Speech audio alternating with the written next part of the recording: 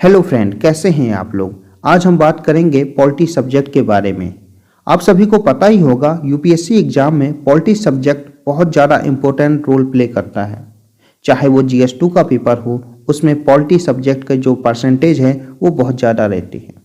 यदि हम prelims exam की बात करें तो उसमें भी कम से कम 15 से 20 क्वेश्चन आपके पॉलिटी सब्जेक्ट से आते हैं। लेकिन सबसे बड़ी बात ये आती है कि पॉलिटी सब्जेक्ट को पढ़ा कैसे जाए। सभी लोग यही कहते हैं कि पॉलिटी सब्जेक्ट का सबसे बड़ा जो सोर्स है वो लक्ष्मीकांत बुक है। लेकिन इसमें भी सबसे बड़ी प्रॉब्लम ये आती है कि लक्ष्मीकांत बुक को कैसे पढ़ें, क्योंकि लक्ष्मीकांत बुक जो है वो बहुत ज़्यादा बल्कि है और साथ में बोरिंग भी है। तो आज हम इसी के बारे में बात करने वाले हैं कि लक्ष्मीकांत बुक को कैसे इंटरेस्टिंग वे में पढ़ा जाए। जब हम लक्ष्मीकांत बुक की बात करते हैं तो सबसे पहले हमारे दिमाग में ये आना चाहिए कि लक्ष्मीकांत बुक लिखी किस लिए गई है। तो आप सभी को पता ही होगा कि लक्ष्मीकांत जो बुक है वो कॉन्स्टिट्यूशन के लिए लिखी गई है। और जब हमें पता चलता है कि इसमें कॉन्स्टिट्यूशन की बातें की गई हैं तो सबसे पहले हमें ये जानना होगा कि ये कॉन्स्टिट्यूशन आखिर है क्या। तो इसमें सबसे पहली बात यह है कि कॉन्स्टिट्यूशन कुछ नहीं है, एक तरीके का ये क्या है, सिस्टम है। ये एक तरीके का सिस्टम है। जब हम सिस्टम की बात करते हैं तो हमारे दिमाग में सबसे पहले ये आता है कि सिस्टम को रन कौन करता है। तो सबसे पहले हमें ये क्वेश्चन पूछना चाहिए कि हु रन्स सिस्टम। जब हमें नॉलेज हो जाएगा तभी तो हम आगे बढ़ेंगे, और जब ये हमें पता चल जाएगा तब हम ये देखेंगे how the system is design, कि ये सिस्टम जो है वो कैसे डिजाइन हुआ है। और यदि ये सिस्टम है और इसका डिजाइन भी हुआ है तो ऐसा कोई प्रोसेस होगा जो इसको चेक भी करेगा और बैलेंस भी करेगा। क्योंकि जब कोई सिस्टम डिजाइन होता है तो उसका हर बार चेक या बैलेंस करना जरूरी होता है, और चेक और बैलेंस कौन करता है, वो हमारी ज्यूडिशरी करती है। तो ऐसे ही हमको इसको पढ़ना होगा। और जब हमें चेक और बैलेंस पे पूरा विश्वास हो जाएगा, चेक और बैलेंस मतलब ज्यूडिशरी पे विश्वास हो जाएगा, तभी हम उस सिस्टम के बॉडी के बारे में जानेंगे। तो इसी से रिलेटेड हमको ये पढ़ना पड़ेगा कि कॉन्स्टिट्यूशन जो है उसकी बॉडी क्या है। इसमें आपकी दो तरीके की बॉडी आती हैं, आपकी जो मेन बॉडी है और दूसरी आपकी लोकल बॉडी है। लोकल बॉडी मतलब जो पंचायत है वो सब। तो आज हम इसी अप्रोच को लेके आज हम बात करेंगे कि लक्ष्मीकांत बुक को कैसे पढ़ें। लेकिन सबसे पहले आपको ये चीज जो मैंने बताई है इसको अपने माइंड में रखना होगा, क्योंकि इससे आप में इंटरेस्ट पैदा होगा। क्योंकि आप कभी भी कहीं जाते हैं तो जब आपको सिस्टम पता चलता है तो आप उसके बारे में इंटरेस्टेड होते हैं। नहीं तो ये कॉन्स्टिट्यूशन जो है वो आपको बहुत ज़्यादा बोरिंग लगेगा जब भी आप इसको पढ़ेंगे। जब भी आप लक्ष्मीकांत बुक पढ़ेंगे तो लक्ष्मीकांत बुक को आपको ऐसा नहीं है कि आप उसी क्रोनोलॉजी में पढ़ते जाएं जैसा लक्ष्मीकांत में लिखा हुआ है। इसी के रिलेटेड मैंने कुछ फेस तैयार किए हैं जिसके साथ लक्ष्मीकांत बुक पढ़ना बहुत ईजी हो जाएगा। तो आप भी इसको कुछ फेस वाइज में डिवाइड कर लें। जब हम फेस 1 तैयार करेंगे तो फेस 1 में हमने लक्ष्मीकांत के कुछ चैप्टर रखे हैं, जिसमें आपके president, vice president, governor, emergency provision. जब आपका फेस 1 तैयार हो जाए तभी आप फेस 2 में जाएंगे, और फेस 2 में हमने प्राइम मिनिस्टर, कैबिनेट और central council of minister, chief minister और स्टेट काउंसिल ऑफ मिनिस्टर ये रखा है।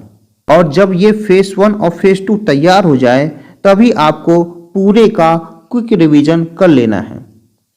तो आप ये सोच रहे होंगे कि आखिर फेस 1 फेस 2 में ये टॉपिक क्यों रखे हैं। उसका एक रीजन है। वो रीजन क्या है वो मैंने आपको सबसे पहले बताया था कि हु रन्स सिस्टम, इस सिस्टम को चलाता कौन है। तो इसी के रिलेटेड हमने फेस 1 और फेस 2 में ये टॉपिक रखे हैं, क्योंकि ये सिस्टम जो है वो आपके प्रेसिडेंट, वाइस प्रेसिडेंट, गवर्नर और PM, CM, कैबिनेट जो मिनिस्टर्स हैं और स्टेट काउंसिल ऑफ मिनिस्टर्स हैं यही चलाते हैं।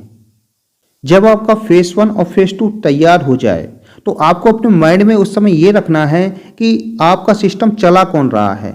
जब आपके माइंड में ये रहेगा तो आपके ये जो टॉपिक हैं फेस 1 और फेस 2 के वो बहुत ज़्यादा आपको इंटरेस्टिंग लगेंगे। और यदि आप ऐसे ही पढ़ते जाएंगे तो वो आपको इंटरेस्टिंग नहीं लगेंगे, क्योंकि जब आप ये सोचेंगे कि मेरा सिस्टम जो है वो PM चलाते हैं, आपके प्रेसिडेंट चलाते हैं, वाइस प्रेसिडेंट चलाते हैं, काउंसिल ऑफ मिनिस्टर चलाते हैं, तभी आप में इंटरेस्ट पैदा होगा। और जब ये सिस्टम आपका फेस 1 और फेस 2 आपका तैयार हो जाए तो आप उसका क्विक रिवीजन करें, और जब ये क्विक रिवीजन हो जाए तभी आप फेज 3 में आएँ। और फेज 3 में आप क्या करेंगे?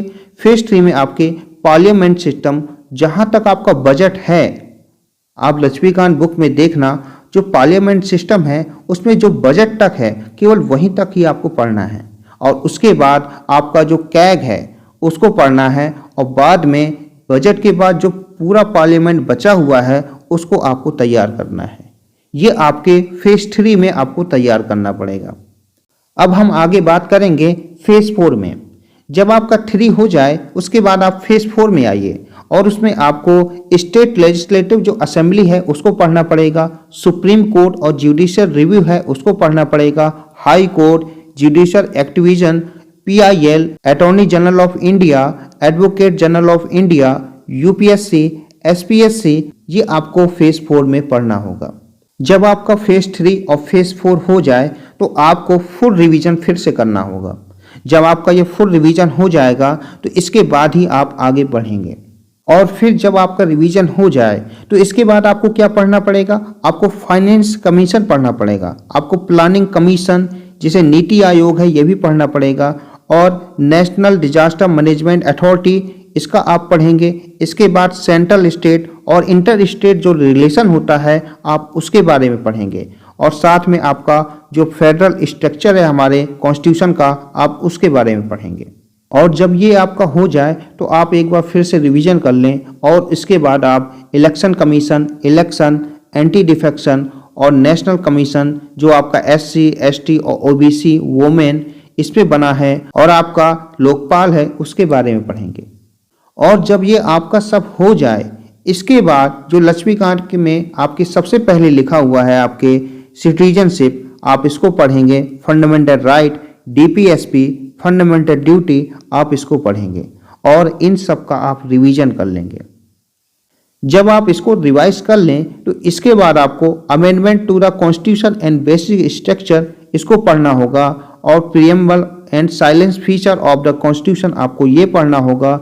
जम्मू कश्मीर के बारे में पढ़ना होगा, शेड्यूल एंड जो ट्राइबल एरिया है उसके बारे में पढ़ना होगा, यूनियन टेरिटरी है इसके बारे में पढ़ना होगा, और पंचायती राज और म्यूनसिपल पार्टी ये भी आपको पढ़ना होगा। तो ये जो आपके अलग अलग जो सेक्शन बनाए हैं इससे आपका जो लक्ष्मीकांत जो बुक है वो बहुत ज़्यादा इंटरेस्टिंग हो जाएगी। और जब ये आप सब पढ़ लें फिर आप इसको रिवाइज कर लें दोबारा, जो आपका ये पार्ट है इसको दोबारा रिवाइज कर लें। और लास्ट में जब ये आपका रिवाइज हो जाए तो आपको सबसे लास्ट में आपको पढ़ना होगा हिस्टोरिकल बैकग्राउंड और उसका मेकिंग ऑफ द कॉन्स्टिट्यूशन, ये पढ़ना होगा। पार्लियामेंट्री जो कमेटीज हैं और उसके जो फॉरम्स हैं वो आपको पढ़ने पड़ेंगे। आपको बाद में NIA, NDMC और CBI ये आपको पढ़ना पड़ेगा। तो आपका ये स्ट्रक्चर है, ये क्रोनोलॉजी है जिसके द्वारा आप ये बुक जो है बहुत इंटरेस्टिंग वे में पढ़ सकते हैं, क्योंकि आपकी जो बुक है उसको हमने सब सेक्शन में डिवाइड किया है, और इस सेक्शन से आप पढ़ेंगे। और जो मैंने आपको सबसे पहले बताया था कि ये आपके माइंड में होना चाहिए, जब आपके माइंड में वो चीज़ होगी और आप ये बुक को ऐसे फेज वाइज डिवाइड करके आप पढ़ेंगे तो आपके लिए बहुत ज़्यादा बेनिफिशियल होगा और उसमें इंटरेस्ट भी पैदा होगा। और मैंने ये आपके लिए सबसे लास्ट में ये टॉपिक रखे हुए हैं, उसका मेन रीज़न है कि सबसे ज़्यादा क्वेश्चंस आपके फेज 1, फेज 2, फेज 3, फेज 4 इससे ज़्यादा आते हैं। तो इसीलिए आप सबसे पहले उनको तैयार करें, और जब आपकी ये लक्ष्मीकांत तैयार हो जाए तो साथ साथ में आपको जो प्रीवियस ईयर क्वेश्चन हैं वो भी देखने हैं, क्योंकि आप देखना उसमें सबसे ज़्यादा ये आपके फेज 1, फेज 2 और फेज 3, फेज 4 इसी से ज़्यादा क्वेश्चंस आपके उसमें आए हुए हैं। आई होप आपको ये वीडियो पसंद आया होगा और मेरी मेहनत भी पसंद आई होगी। यदि आपको आई है तो प्लीज़ इस वीडियो को लाइक करें, सब्सक्राइब करें और शेयर करें, ज़्यादा से ज़्यादा इसको प्रमोट करें। धन्यवाद। जय हिंद।